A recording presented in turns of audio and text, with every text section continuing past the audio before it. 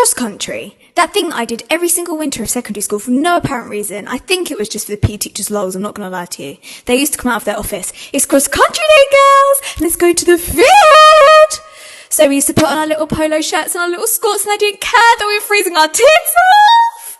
So we used to walk over to this field. Now, we did this every single year. So year 7 and 8, of course I did it, you know. I wasn't a little rebel, but year 9 Phoebe, she did not want to do cross country. No way, Jose! So, there was a bush pretty near the start, and bearing in mind we started where we finished. We finished where we started. Whatever, you know what I mean.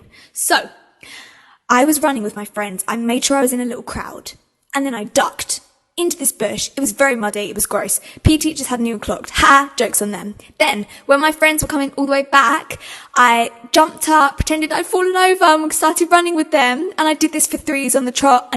So the most awkward thing that's ever happened to me is, well, it's just happened. So I was out shopping, I was in this shop, and looking over, I see this girl and a boy, both looking at the phone, pointing, looking at me like, oh, wait, what? And I thought, oh, you know, they might have seen one of me TikToks, okay. And they were looking all nervous and shy, so I thought, I'll be a nice guy, and I'll walk over, and I'll be like, hi, are you okay? So I do that, and then they look at me and go, yeah? So I'm a bit like, what? So I looked down at the phone, and it wasn't me on the phone, it was this guy. Not even me.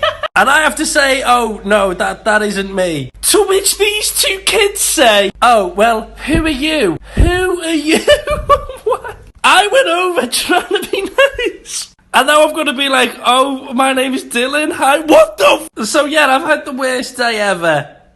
Story time. 2 weeks ago, my buddy Nick thought it'd be a funny prank to saran wrap my entire car. It took me more than 2 hours to take the entire thing off. I even hurt my back during the process. So later that night, I hid in his driveway and waited for him to get home from work. Once he went inside, I came out of the bush and stole the license plates off his car. You want to get his plates?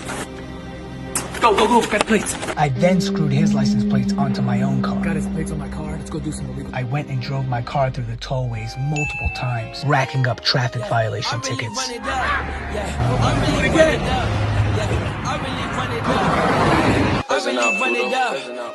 I really run it up. Yeah. Ain't no game for this shit. I got that work told her we made for this shit. Niggas stay working for college, stack up that wallet, see I put my name on the shit. I showed up to his house when he received all the traffic tickets in the mail. You took my plates on my car? You swapped my plates? Are you serious? Stop recording me. You took my...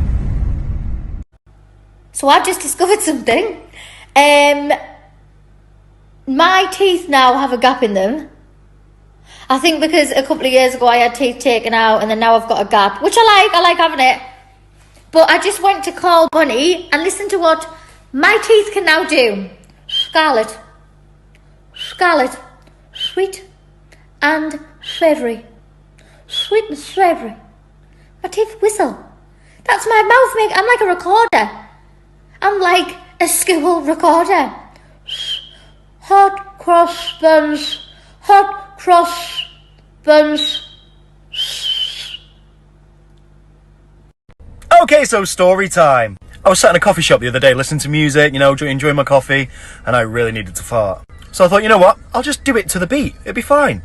I'm letting out these, like, huge farts, perfectly timed with the beat. And then I look up, and everybody's staring at me. I'm like, It was at that point I realised I had my headphones in, and everybody could hear these farts. They weren't disguised by the beat. It was just me farting in a coffee shop, looking really pleased with myself.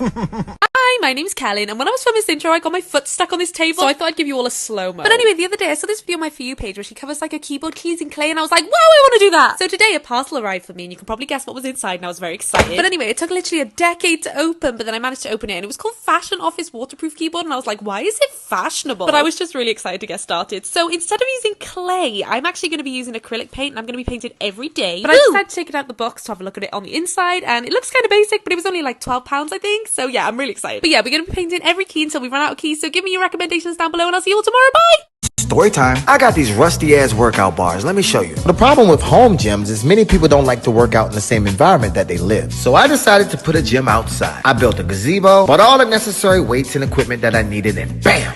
I was in action. Problem is, sometimes we get lazy, and instead of re-racking our weights, we'll just leave them in the grass. On occasions, we get rain. You leave the weights in the grass, they're gonna get rusty. But I'm gonna beat this rust. Most people use wire brushes and be scrubbing all day, but I decided to go with a power drill and some wire brush drill bits. I locked my drill bits into my power tool and began scrubbing. The rust began to come off immediately. The comparison between the rusty bar and the buffed bar was night and day. And when I needed to get up close and personal, I put on my cheap-ass trusty goggles and did a spin maneuver to speed up the process. Soon my entire bar was cleared of rust. I wiped it down with paper towels, then grabbed my trusty can of rust-resistant spray paint. I'm going with black. I sprayed the entire bar black, and oh my god, it looks good. So if your equipment ever gets rusty, don't throw it out. Just do exactly what I did.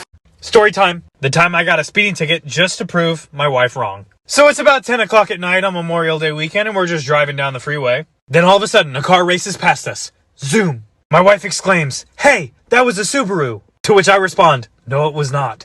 Then she responds, "Yes, it was." So naturally, I had to prove her wrong. I step on the gas, get up to about 90 miles an hour just to catch up to the guy. And then I see it. A lone state patrolman sitting on the side of the road with a radar gun. He jumps in his truck, slams the door shut, and races up to catch us. Now I knew I was going to get pulled over, so I started pulling over before the cop even turned his lights on. He flips his lights on, we pull all the way over, and then he comes up to the window of the truck. "You know why I stopped you today, sir?" "Yep, I was speeding. Very fast." "Well, why were you going so fast?" "Well, to be honest with you, she said that the car that passed us was a Subaru, and I was like, no, it's not a Subaru." She's like, "Yes, it was." So I sped up to catch it so I could prove her wrong. He said that's the best excuse he's ever heard, dropped the ticket to 1 over, and told us to have a good night. You know what the best part was? I was right. I think I killed a girl. Story time. When I was in first grade, I went to school with this girl who was super mean to me, like, all the time. One